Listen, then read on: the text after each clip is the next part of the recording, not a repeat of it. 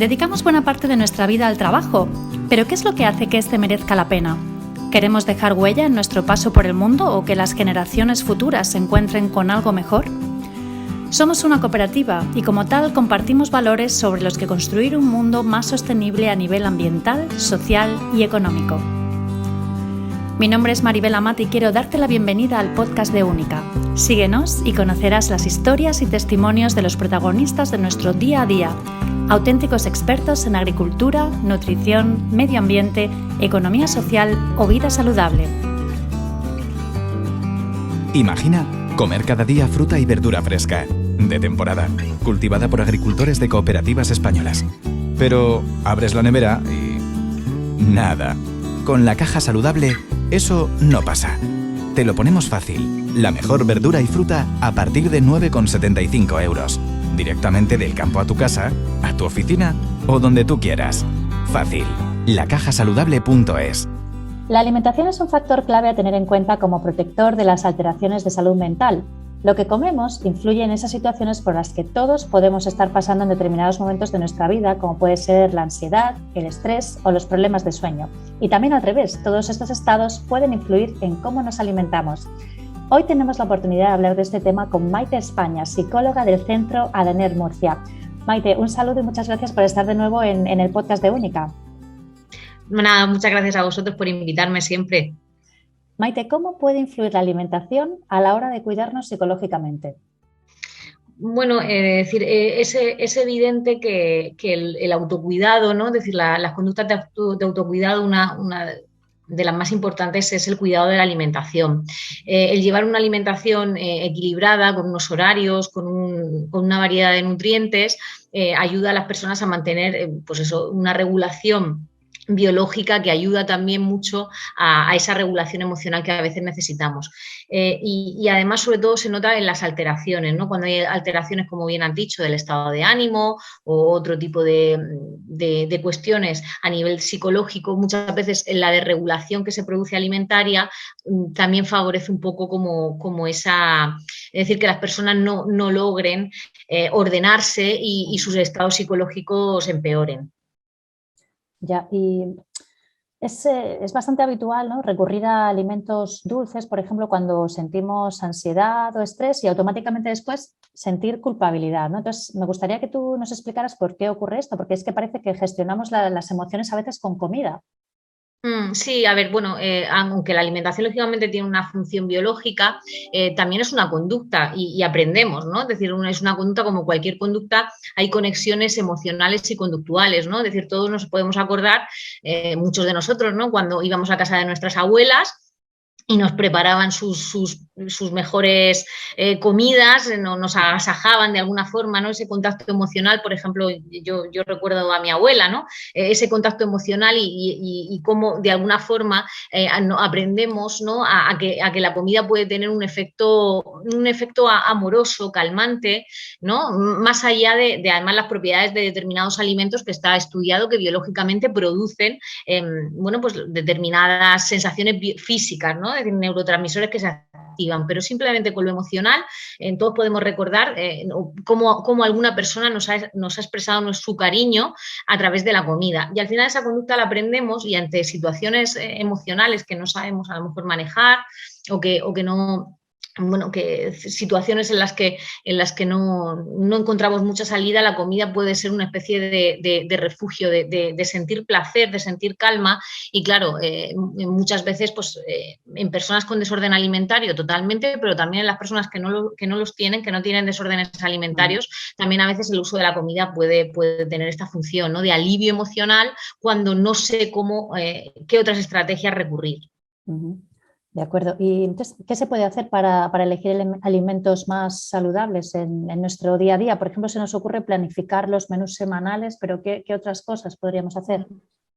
Bueno, sobre todo es toda una corriente de alimentación consciente, ¿no? Es decir, una alimentación en la que yo soy consciente de qué tipo de alimentos me vienen bien, qué tipo de alimentos necesita mi cuerpo para estar bien nutrido y cómo ordenar de alguna forma ese menú que muchas veces nos organizamos en las que esté equilibrado, no haya todo tipo de nutrientes, no haya un exceso de un tipo de alimento y un defecto de otros y sobre todo tener en cuenta que si estoy en un momento emocional complicado, intentar que la alimentación no sea ese refugio, ¿no? Es decir, sea una alimentación equilibrada y no elegir el alimento por mi estado emocional, sino elegir el alimento por las propiedades que me genera, por lo que necesita mi cuerpo y no solamente por alivio de estrés, ansiedad o otras cuestiones, ¿no?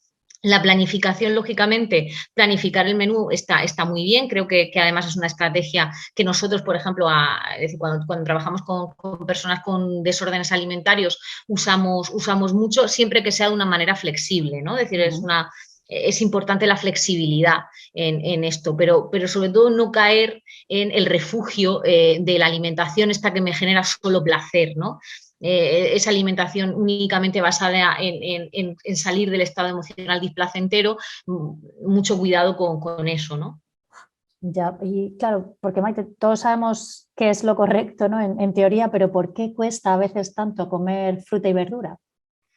Claro, pues porque, bueno, lo primero de todo es por esa asociación placentera, ¿no? Es decir, la gente creo que podemos disfrutar mucho, muchas personas disfrutamos de comer la fruta y la verdura, pero no genera quizá, ¿no? A nivel emocional y a nivel incluso fisiológico, ese sentimiento, ese placer que a veces la comida que dicen los nutricionistas altamente palatable, ¿no? Sí. Que dicen, bueno, que esa conexión con el placer, sobre todo en esos momentos en los que mi vida no va como a mí me gustaría que fuera y necesito encontrar espacios de placer. La comida es muy fácil, que encontremos espacios de placer rápidos y efectivos, ¿no? Porque es muy efectiva. Entonces, claro, a veces es fácil caer en esa tentación, ¿no? Es decir, en la tentación de no comer lo que debo, ¿no? Lo que debería de hacer para cuidar mi salud de forma integral, sino aquello que calma mi estado emocional.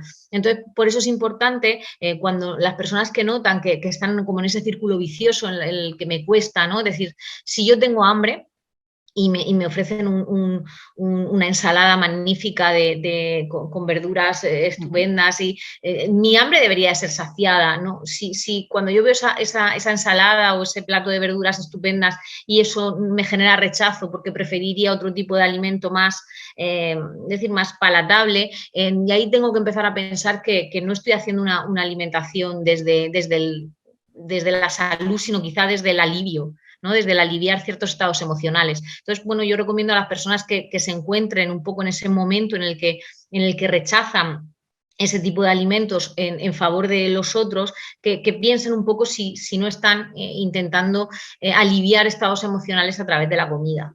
Uh-huh.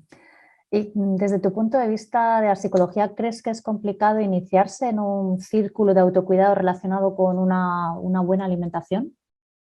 Bueno, yo creo que todo, como te he dicho antes, todo depende un poco del contexto en el que esté inmerso la persona, ¿no? Es decir, yo creo que a veces puede ser algo difícil en el que se precisa ayuda de profesionales, como pueden ser psicólogos o pueden ser nutricionistas que nos apoyen un poco en ese cambio, pero lo que sí vemos después que los pacientes o las personas que lo logran ven mucho los beneficios de haber hecho el cambio, de haber logrado el cambio y se mantienen, ¿no? Es decir, una persona que realmente logra el cambio en sus hábitos alimentarios y de salud y ve realmente los beneficios, lo logra. Lo que pasa que, claro, luego hay esas otras dinámicas que giran en torno a la alimentación que muchas veces tienen más que ver no con...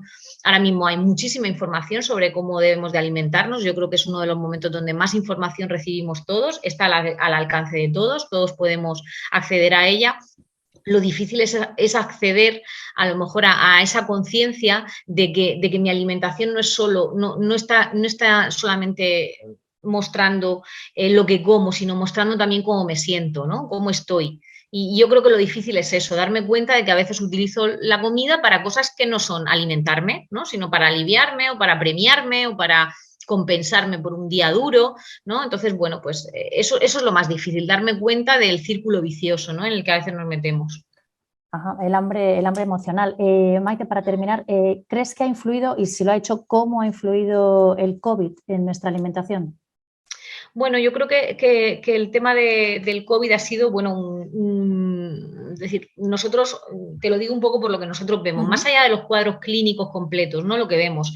El COVID fue un momento en el que las personas, por un lado, muchos empezaron a darse cuenta de que a lo mejor el autocuidado que estaban teniendo hasta ahora era insuficiente, ¿vale? Empezaron a ser más conscientes a lo mejor de que llevaban hábitos alimentarios no saludables y el primer confinamiento y todo lo que ha venido después ha sido una manera de darse cuenta de la falta a lo mejor de equilibrio en sus vidas y empezar a hacer ciertos cambios, ¿no? Eso para una parte de la población.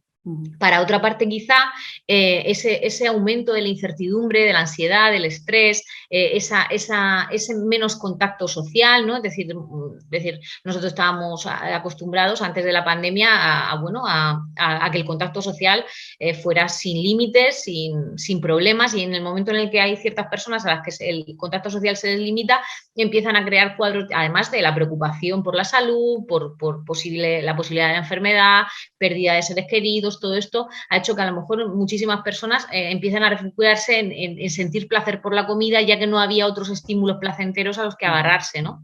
Entonces, ha habido un poco, como yo creo, esa dicotomía, y luego, por supuesto, estas dos dicotomías llevadas al extremo, ¿no? Es decir, puedo plantear que esto es en términos generales, pero luego, bueno, más trastornos alimentarios restrictivos por un lado, porque esa preocupación por la salud, algunas personas lo han llevado al extremo, y luego, pues, también más trastornos alimentarios de tipo impulsivo, por otro lado. Pero bueno, creo que en términos generales, sin llegar a desorden alimentario, también han pasado este tipo de cosas, ¿no?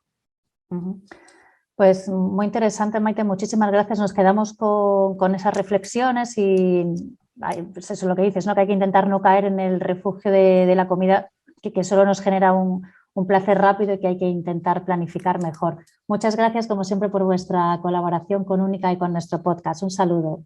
Nada, muchísimas gracias a ti por invitarme y ha sido un placer, Maribel.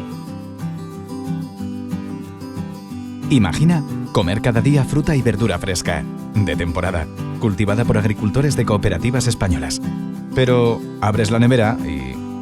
nada. Con la caja saludable, eso no pasa. Te lo ponemos fácil. La mejor verdura y fruta a partir de 9,75 €. Directamente del campo a tu casa, a tu oficina o donde tú quieras. Fácil. lacajasaludable.es